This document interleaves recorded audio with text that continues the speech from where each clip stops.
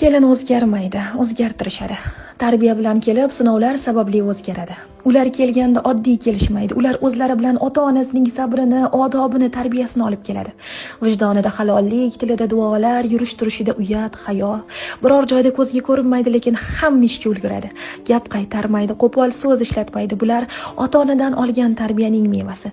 Lekin hayot bunday sof qalblarni doim ham iliqlik bilan kutib olmaydi.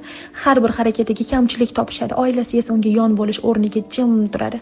Qolganlar esa sen kelinsan degan gap bilan yillar davomida og'ziga uradi. Yildan yilga kelin o'zgaradi. Ma'sumlik o'rnini ehtiyotkorlik, soddalik o'rnini hushyorlik egallaydi. Endi u har gapga sukut saqlamaydi, har muammoni ichiga yutavermaydi. Sababi u o'zini yo'qotmaslikni, o'z qadrini saqlab qolishni o'rganib bo'lgan. Bu o'zgarish tarbiyani yo'qolishi emas, bu mehrni qadrlamaganlarga qarshi himoya. Bu haddan oshgan munosabatga qarshi tik turgan vijdon. Ba'zida ba'zida oila ichidagi muhit, tushunmaslik, doimiy sinovlar bularning bari uni himoyalanishga o'rgatadi. Bu o'zgarish ikkiyuzlamachilik emas, bu o'zini himoya qilish yo'li.